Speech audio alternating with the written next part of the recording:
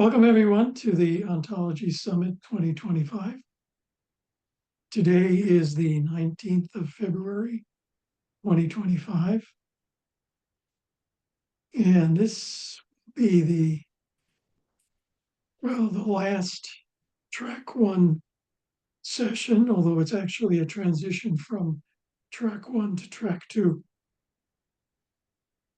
And I'll be taking care of that transition. So, Gary, you were going to Yes. take the floor. I welcome everybody. I'm as the organizer of track one. I wanted to greet everybody. And as Ken mentioned, Ken has volunteered to sort of say a few things about track one up to now and transition to track two. And he has his own ideas to add. So we're looking forward to that. So I have a little summary. People know Ken, I think, who attend here. Ken Baclawski holds a PhD in mathematics from Harvard University and is an emeritus professor from the College of Computer and Information Science at Northeastern University. He describes his primary research area as data semantics, which includes research in the semantic web, formal methods for software engineering and software modeling, as well as data semantics covering both biology and medicine. His contributions going back to the early 2000s include co-authoring publications on ontology-based situation awareness and UML for ontology development. And we've heard some of these things in prior summits when Ken has had the opportunity to speak, as well as to organize tracks. Ken has served on numerous peer-reviewed panels for the National Science Foundation, the National Institutes of Health, and the Association for Computing Machinery, and has served on many program committees of research conferences and has chaired the Ontology Board of Trustees, which organizes the summit, since 2018. And he's a primary organizer of our annual summits and a subsequent communique. He's also served as executive committee member of the International Association for Ontologies and Applications, IAOA, which is our professional organization and publications. His talk reflects is reflecting on track one themes, and his call, as you see on the screen here, conceptualizing domain. But I know that Ken plans on providing a context for this topic based on prior talks in track one and extending that discussion with some of his own thoughts on the nature of theory, which will lead us into track two. And with that, let me turn it over to Ken. Thank you very much, Gary. So let me get started here.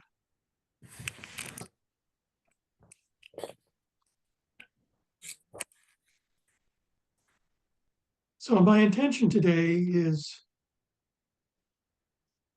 to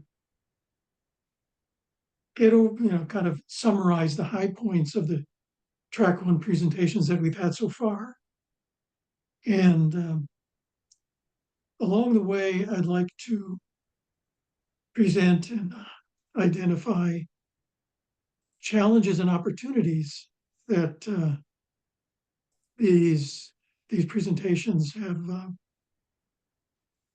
that I've at least noticed in these presentations. So what I've done is highlight them in red so you can see what I'm suggesting as challenges for our community. Then I will talk a little bit about track two and what's going to be happening in later tracks.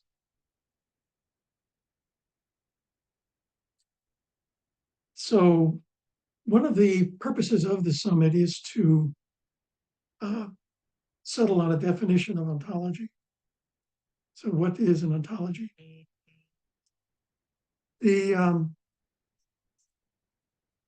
Nicola has provided us with an excellent definition in which he went through in detail talking about it as a specification of a conceptualization. So an ontology is not just a theory. It's actually a conceptualization of some phenomenon or domain, which we've analyzed and then formalized as a theory. And conceptualization involves identifying cognitively relevant entities, as well as the relations that are relevant. But the goal of our analysis is to ensure that the intended models match the models that are admitted by the theory. And Nicola has gone on to explain and illustrate how inadequate quality can reduce interoperability. I derived this from his presentation. So we have the intended models on the left and the models admitted by the theory on the right. If there are models outside of the intended models, there are unintended models, we get a loss of precision. And if we have omitted models, then we get a loss of accuracy. Each kind of loss here can have effects on interoperability that Nicola went through.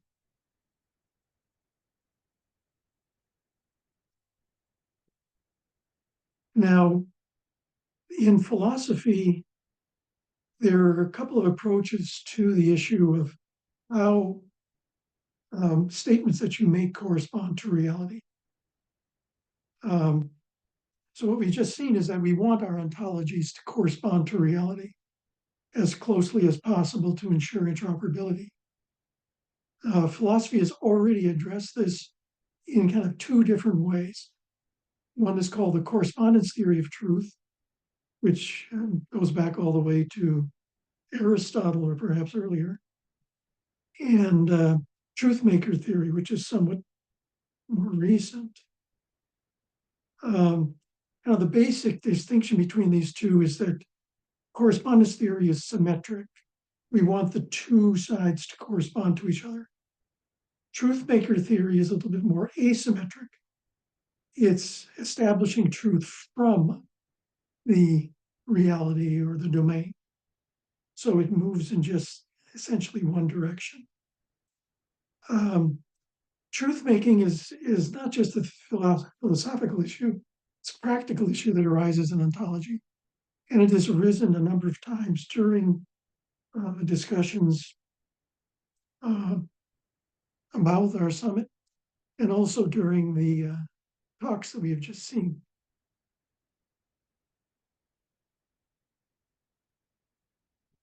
Now, a number of design issues arise in thinking about this correspondence between reality and the ontology. And that's that we might deliberately be imprecise in order to favor reuse, but this comes at a cost of reducing interoperability. This can lead to false agreements. Then axioms can play a different role and they have a different effects on quality. So we can introduce axioms to reduce ambiguities and misunderstandings.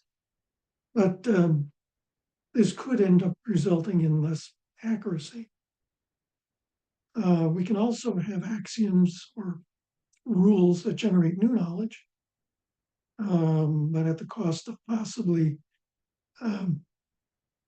reducing our precision. In addition, there can be different conceptualizations even for the same domain and a shared terminology. The idea is that if we have a well-founded ontology, we can make explicit the reasons for both agreement and disagreement that may arise.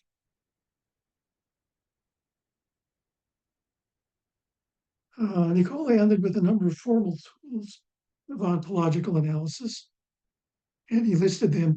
This list was discussed at length on the forum.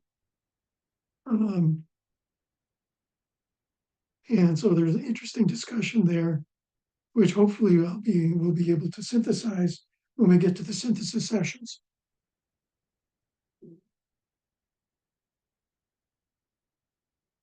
So now a question comes up. I mean, what is a theory anyway? This was kind of one of my original motivations for giving this presentation.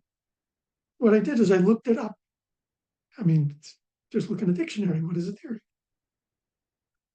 And it turns out the different definitions can be summarized in what I've written there. It ranges from something really vague and informal speculation. So you might say this might occur in phrases such as, "Oh, that's just a theory," or "This is a, you know, this is just, you're just speculating." And then it gets progressively more precise and accurate as you progress, uh, where you perhaps are just explanatory and descriptive, and you might start reaching theories that are more predictive. And finally, you get to really precise theories, essentially just mathematical theories.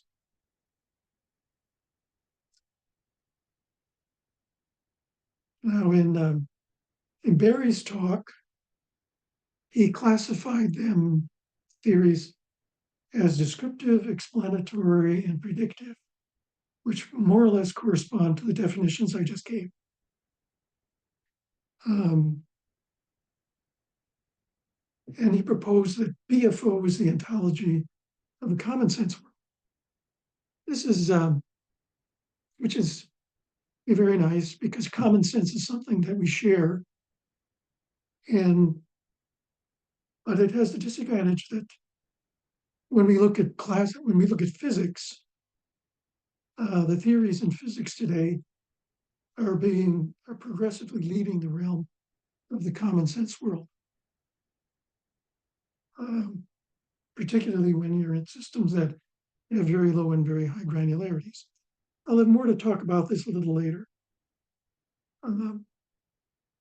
There was a forum discussion that ensued on particle physics, talking about photons and electrons, and what exactly it means to talk about these entities from using common sense language. Here are some challenges and opportunities that arise here. As I mentioned, the definitions of theory progress, okay, from very informal to highly formal. And to some extent, at the very informal level, the term theory is even derogatory. Well, when we are creating our ontologies, they are often presented to us at one of these theory levels, and a language which may be descriptive or even explanatory. So we can think of ontologies as not just starting from reality and then getting a one step to a mathematical theory. We could develop them incrementally by progressing stepwise to more formal theories. So that's one challenge for us. And we've actually seen discussion of this at some of the earlier summits. And Gary might comment on this at some point. Now, track one focused on physical reality. But there are other realities and logics that we see in everyday life and in physics, which isn't necessarily everyday life. As we progress with the other tracks, we're going to start looking at these other realities. The question then is, can the framework for ontology that we just saw generalize to these other cases? What issues might arise as a result of looking at ontologies that are more than just for physical reality?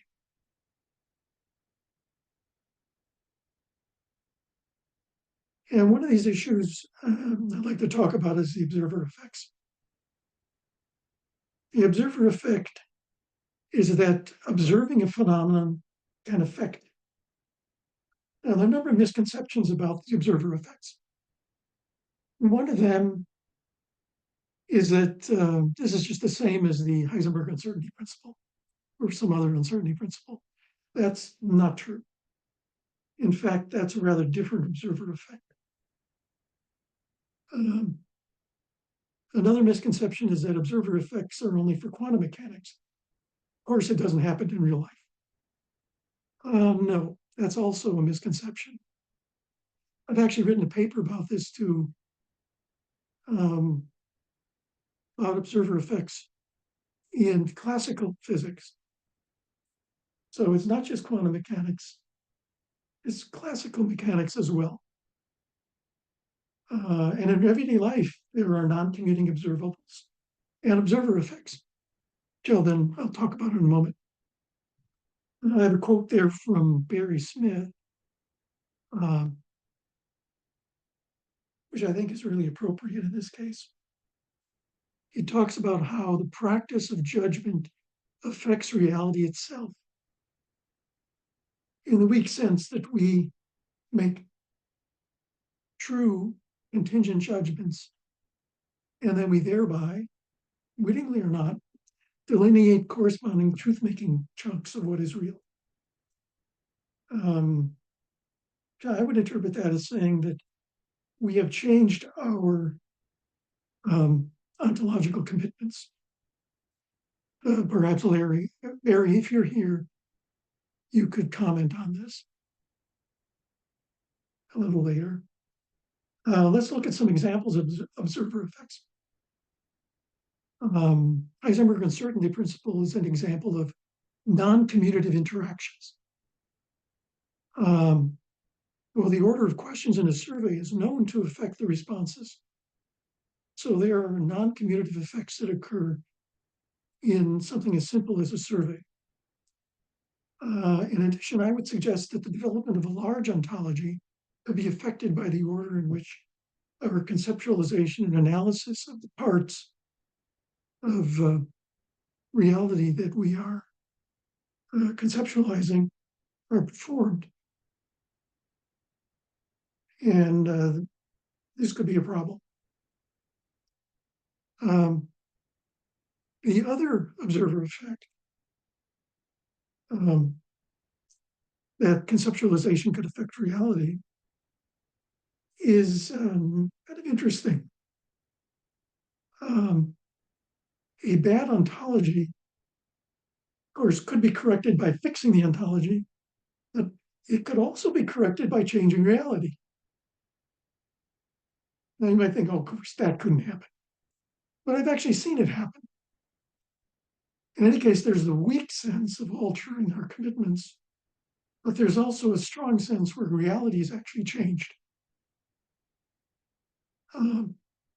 Let me give you a really simple example that I've seen. A university had, courses, and faculty teach courses, and there are curricula, and students have to satisfy certain requirements in order to graduate. Now, that's fine. Everything was written up in course catalog in natural language. It all seemed very logical. But then time came when they wanted to automate this process. So we didn't have to do it all by hand.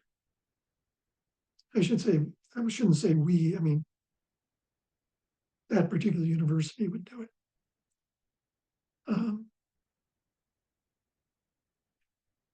Well, what happened? Well, the automation actually was not accurate. It didn't actually precisely, accurately capture the requirements for graduation. So you might say, oh, well, of course, fix the software. Though the university didn't. The university fixed their catalog. They changed their reality. They actually changed what was necessary for a student to graduate in order for it to conform to this automation. The automation, of course, had this implicit ontology. And so you could see this as an example where the ontology has affected reality. Now, software engineering actually has a concept of round trip engineering. Are there round trip? Is there round trip ontology engineering? Well, as I just mentioned, observer effects can be deleterious. In the case of the university, that meant that students had a harder time graduating for no particularly good reason. And so I suggested we should be aware of such effects in conceptualization and analysis.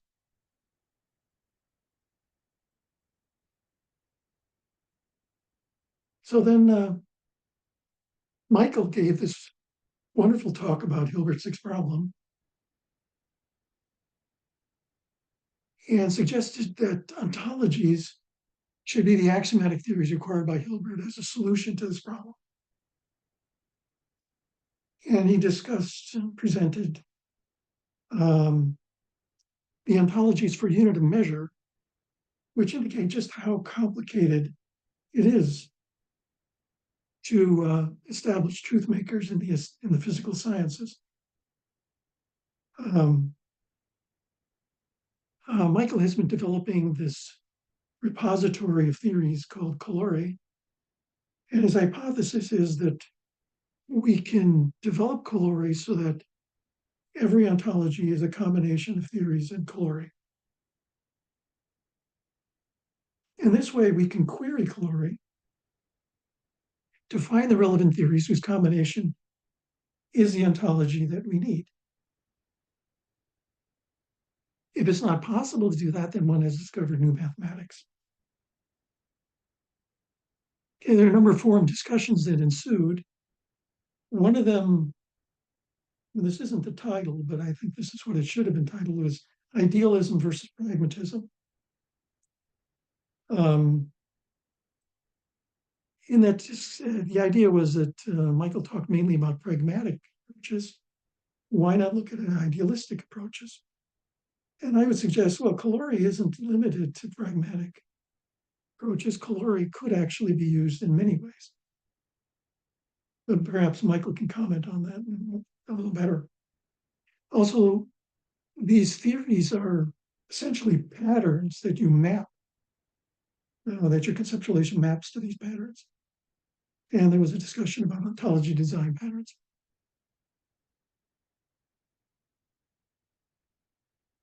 So I think this is related to some of the literature. One of them is Wigner's article called The Unreasonable Effectiveness of Mathematics in the Natural Sciences. In spite of the title, it was actually only about physics, and it described 3 examples in physics of what Wigner felt was just an unreasonable effectiveness. He was really impressed by the accuracy and empirical predictions that these mathematical theories made. Subsequently, there have been attempts to explain the effectiveness of mathematics and physics. I would suggest that the simplest explanation is selection bias. I mean, Wigner just had 3 examples, and he just ignored all of the many examples of theories that failed to be accurate, or if they were somewhat accurate, they didn't make good predictions. And no doubt there are far more theories that never even got published, let alone the ones that are published. So in a way, you could explain this by just saying, well, this is selection bias. He cherry picked the ones that worked. But this is not entirely convincing, since the theories that worked are really good. Hamming is another one who tried to explain this. And what he said was, science, in fact, answers comparatively few problems. Unfortunately, in his paper, he said really little about this. And he didn't really give any evidence, significant evidence. Barry, in his talk, I think, gave a lot more evidence for this. And it's much more convincing.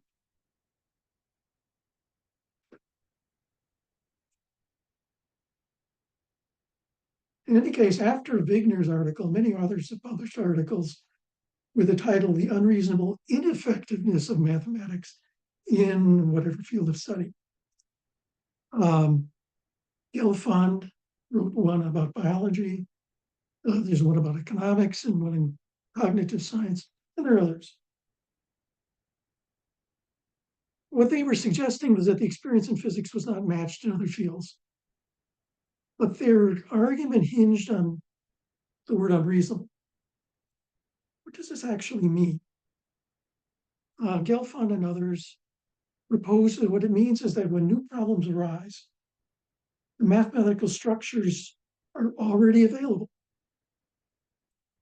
So they suggest mathematics can be effective, at least eventually, but we do need new mathematical structures in order to achieve this.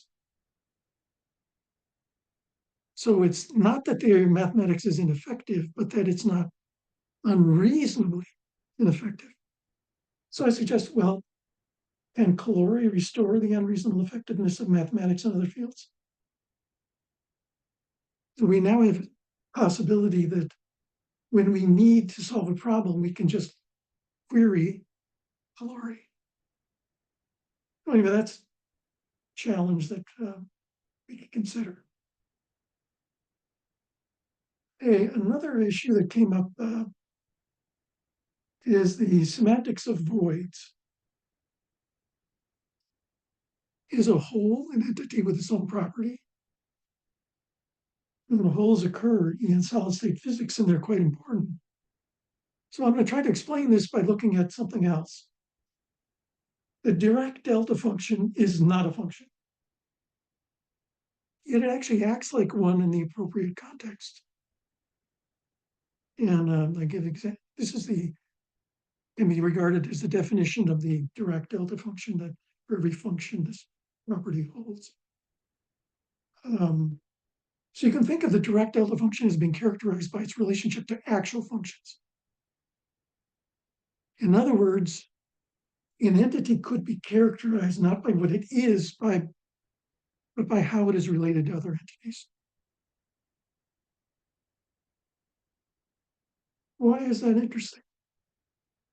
Well, here's another example. It turns out that null is used in programming and data languages. Sorry, I forgot the word "and" there. In some cases, it is actually an object with special properties, so it's an entity. But in other cases, for example, SQL, it is the absence of a value, a void or a hole, if you wish. In other words, rather than being an entity, it is characterized by its relationship to another entity. So I wrote an article about this that you might take a look at. It's people who've seen the article say it's delightful. Well, maybe it is. It's called "Much Ado About Nothing." I have a link in the references section if you want to take a look at it.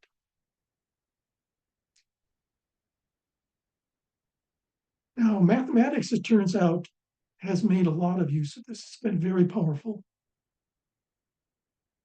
What they do is they characterize entities by their neighborhood, by how they're related to other entities. One example of this is the Iona dilemma, and it's a very important theorem in category theory. You also see it a lot in areas like algebraic geometry, algebraic number theory, and such. Interestingly, there are examples of topologies that have no points, which may seem odd, as if you could have a geometry where there's no entities in it. And there are also set theories that have no elements. And these can actually be useful. So I'm suggesting ontologies could exploit this technique. In looking at Giancarlo's presentation, It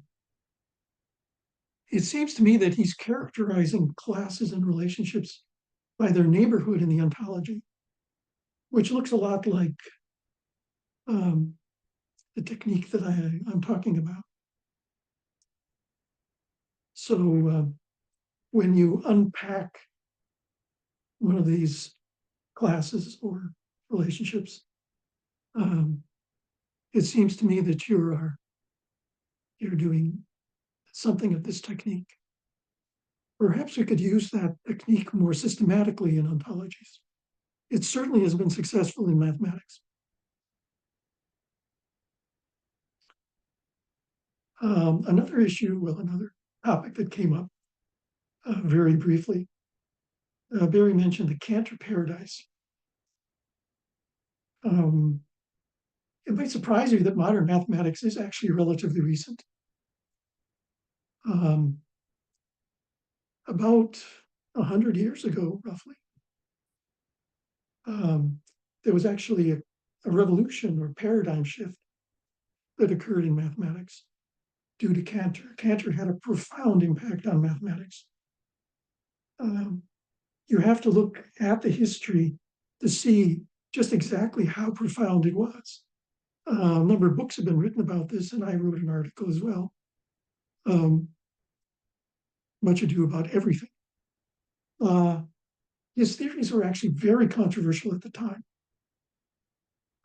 People had scathing criticism of his work. One of them was Wittgenstein. And these criticisms were political, philosophical, and even theological. It seems that the Pope was to some degree involved in this.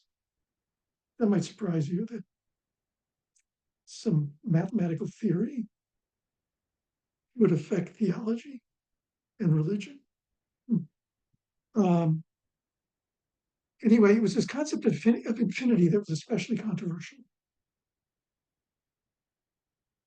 In any case, by 1926, the Cantor's paradise had largely replaced what preceded it.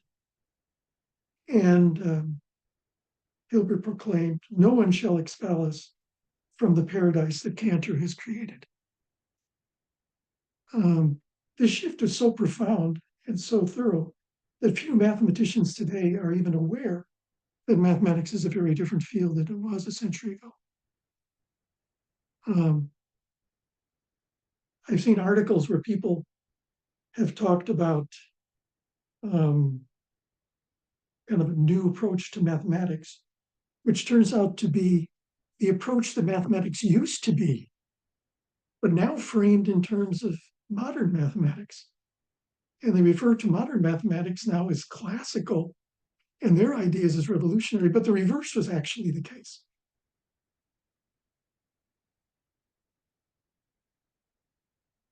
In that case, what happened at the time was that Cantor found that the naive mathematics of the time was actually inconsistent.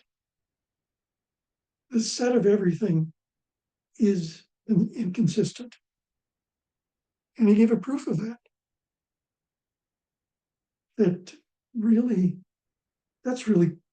interesting. It means that everything that people have been doing in mathematics up to that time was really wrong. Could that be?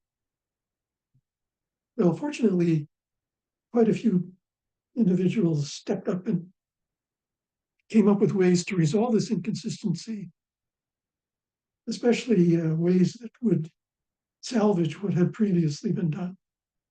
So the mathematicians could just continue more or less the way they had always done, prove their theorems. But the question then becomes, are ontologies that have a class of everything inconsistent? So that's something to think about. But for more about this, you could take a look at my paper on Much Ado About Everything.